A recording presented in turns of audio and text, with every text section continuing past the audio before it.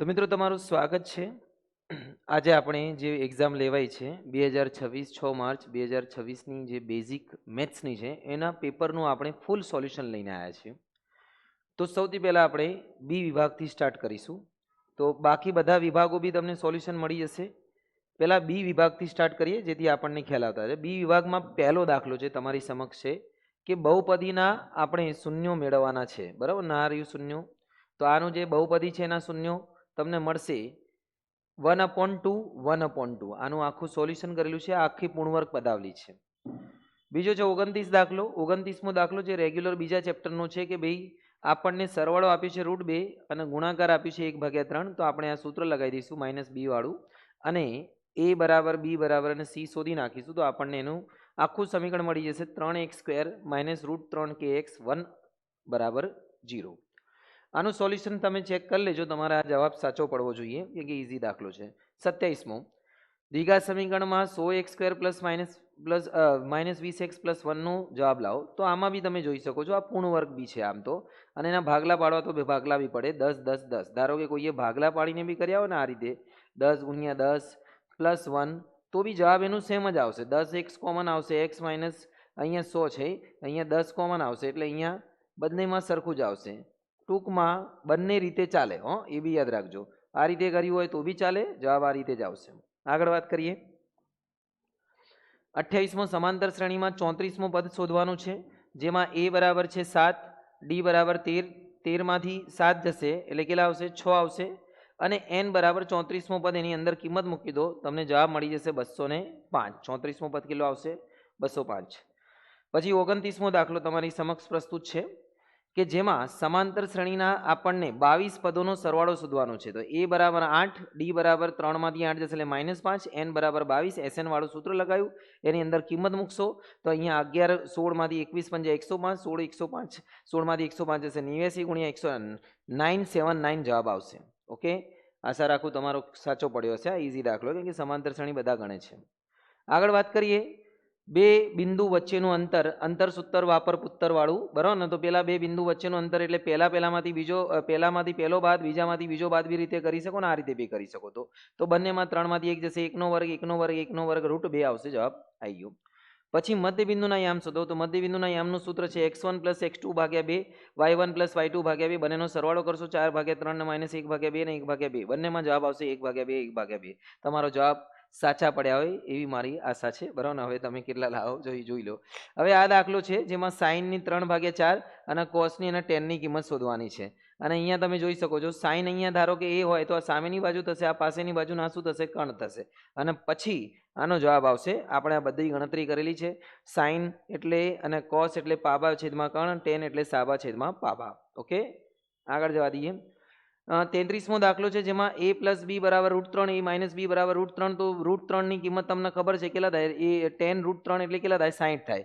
તો a + b બરાબર 60 થશે, અને √1/√3 શું થાય, a - b બરાબર 30 થશે. એટલે 1/√3 કેટલાનો ખૂણો થાય 30નો. પછી આ બંને સમીકરણ લખી દીધું, a મળી જશે, એની કિંમત કોઈ બી સમીકરણમાં મૂકી દેશો તો b મળી જશે 15.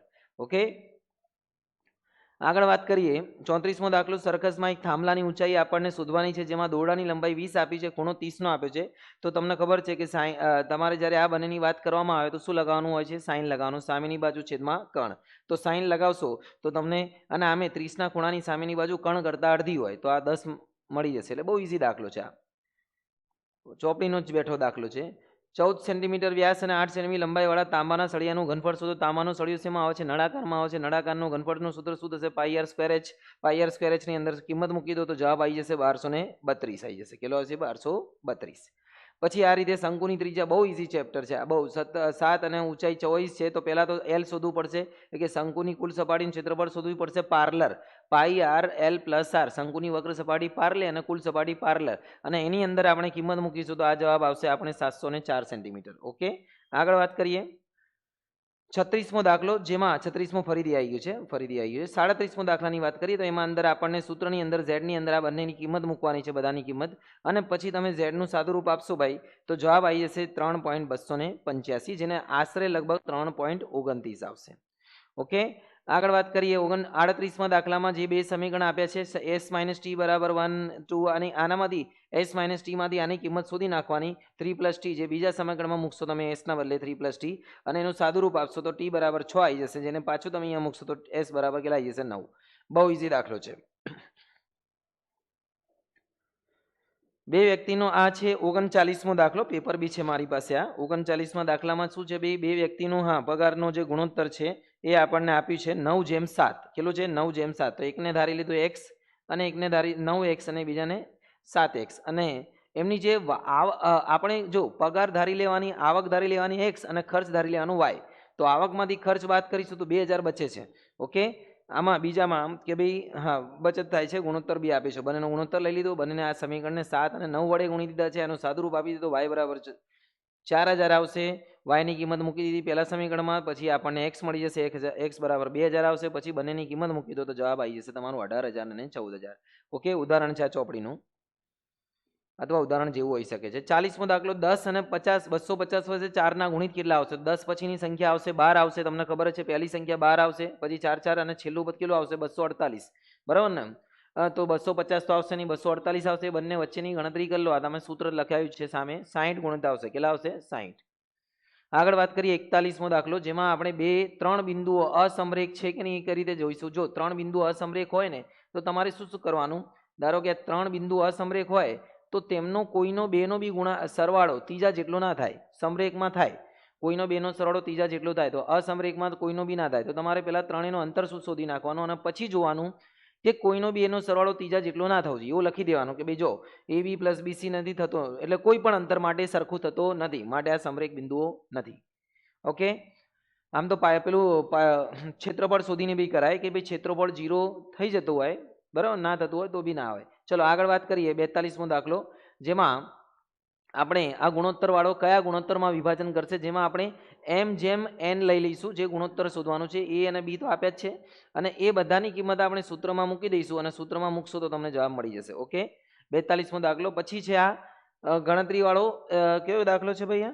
આ છે આપણો 43મો દાખલો. તો પ્રમેય છે, જે દોરેલા વાળું સ્પર્શક વાળું જે પ્રમેય છે 43મો તમને કહી દઉં છું. આ દાખલો છે આપણો 44મો દાખલો છે. આ 44મો દાખલો છે ભાઈ. અને એની અંદર આ જે બે સમકેન્દ્રીય વર્તુળાળો આકૃતિ છે, મોટા વર્તુળની ત્રિજ્યા, નાના વર્તુળની ત્રિજ્યા અને પાયથાગોરસ લગાવી દેવાનો. પાયથાગોરસ લગાવશું જવાબ આવી જશે. દાખલો ઈઝી છે, ધોરણ 8માં બી છે, 7માં 9માં બી પૂછાઈ જાય છે. આગળ વાત કરીએ બહુલક શોધો. બહુલકની આખી ગણતરી છે. તમને ખબર છે બહુલકમાં સૌથી મોટી આવૃત્તિના બધી ગણતરી કરેલી છે, જોઈ શકો છો તમે. ઓકે, પછી છે 52 પત્તાવાળું 46મો દાખલો, જેમાં એક પત્તું કાઢતા આ બી તમને આખી સામે સંભાવનાની તો વાત જ ના થાય, બરાબર ને? બહુ ઈઝી છે. આગળ વાત કરીએ એડી દાખલો, આ બી ચોપડીનો સ્વાધ્યાયનો દાખલો છે, 6.1માં તમને જોવા મળશે. આ બધી ગણતરી છે અને આ જોઈ લો, એનો જવાબ બી છે. ઓકે, દાખલા બહુ ઈઝી પૂછ્યા છે. અને પછી આગળ આવીએ 49 ટ્રેનની ઝડપવાળો દાખલો. આ દાખલો મેં કાલે જ એટલે મીન્સ એક્ઝામના એક દિવસ પહેલાં જ ગણાયો હતો, બરાબર ને, છોકરાઓને.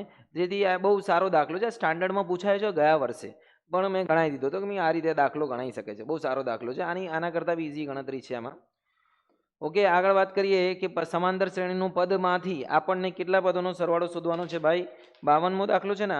52મા દાખલામાં આપણે 50 પદોનો નહીં, 52મો નહીં બગા, 50મો દાખલો છે, જેમાં 51મો પદ શોધવાનું છે ને 51મો પદોનો સરવાળો શોધવાનો. તો 51મું પદ શોધી નાખ્યું છે પહેલા 210 અને એનો સરવાળો છે. પછી જે 51મો દાખલો છે, એમાં મધ્યક શોધવાનો છે. શું શોધવાનું છે? મધ્યક. અને મધ્યકને આપણે પદ વિચલનની રીતે મધ્યક શોધીશું તો લગભગ 500 લગભગ શું આટલો જવાબ આવવાનો છે. આગળ વાત કરીએ 52મો દાખલો છે, બીજો એક આંકડાશાસ્ત્રનો દાખલો, બહુ મક્ખન મલાઈ દાખલા આપી દીધા. મધ્યક શોધવાનું છે, એનો જવાબ સંજય આવૃત્તિ સાથે.